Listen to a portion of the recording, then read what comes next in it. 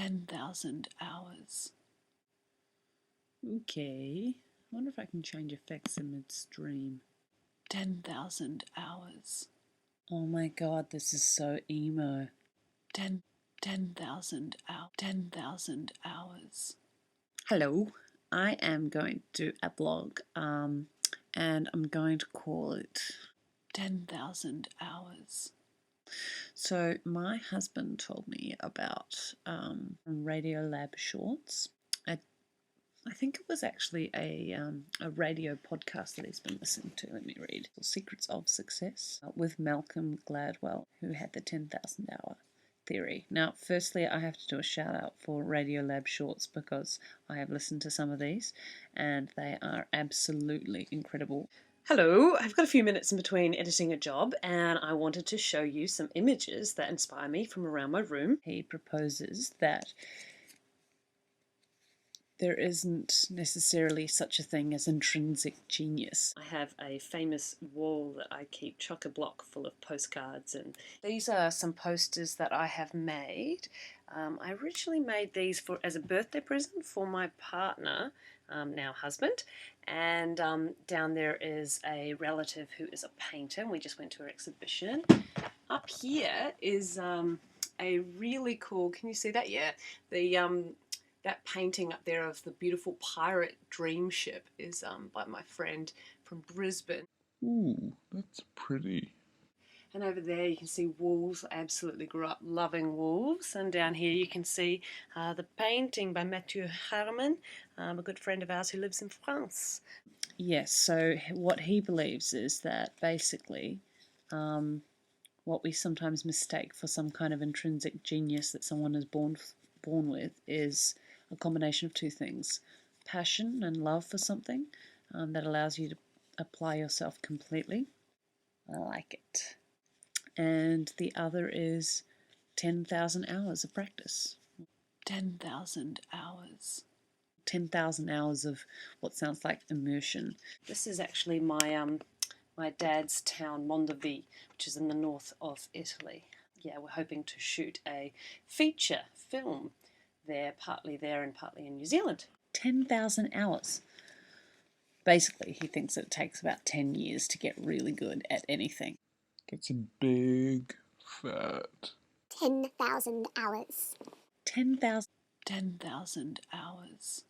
And I was just doing a bit of YouTube searching. Sometimes in today's society, we expect people to be brilliant at something really quickly to prove that they're worth investing in, or it's worth them going after something that they really love. And his idea is that actually a lot of the things that we do now are very complex and require the practice in order to become really, really good at them. Last thing I want to show you is, see my very cool New Zealand mirror? Oh, I so love that. Anyway, that was given to me by my cousin. Such a great present.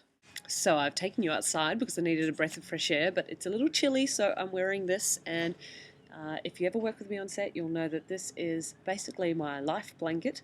Ooh, that's pretty. Because it is so warm and so light, and I actually got it when I was at drama school and we were doing the spring clean at the end of the year, and someone was going to throw it out, and I was like, oh, don't do that, I'll keep it.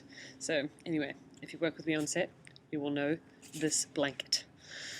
So I'm applying this to filmmaking, and I'm setting myself a challenge.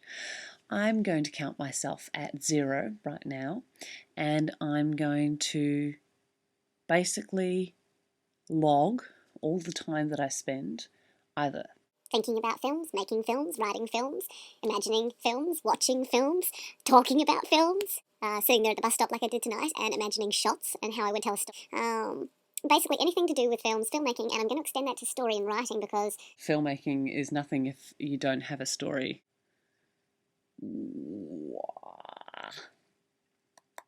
I'm going to go right through learning, reading blogs, listening to podcasts, reading If magazine and other industry magazines, talking on the phone with my other friends that I'm making films with, my co-writers and my co-producers and everything like that, watching other people's films, helping people make their films, being on set.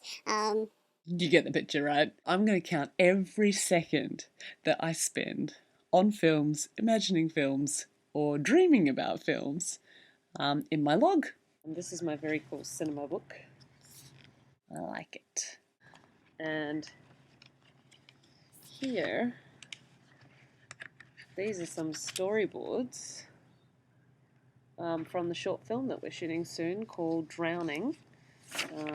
Most of the crew and cast are in place. It's going to be a lot of fun. Anyway, I'm such a terrible drawer, but you get the picture. And I will use this blog as a place to reflect, a place to share, hopefully a place to draw inspiration too, because I'm hoping that other guys that are in the film industry or people who are into creative pursuits and the creative industries will message me here on this blog and connect with me either here or on Twitter. I have a Twitter which is www.twitter.com/MaryStone, MIRISTONE. So come and join me on there or comment here on 10,000 hours. In the meantime, I'd like to look back on my, whatever this takes. It might be a lifetime of work, it might be 10 years, it might be only 3 years. Perhaps I'll get completely obsessed with films. It's quite possible. I think I already am. And yeah, I'm hoping that you enjoy going on the journey with me. Talk to you soon about films and stories. Films and stories. Moving images. And words on a page.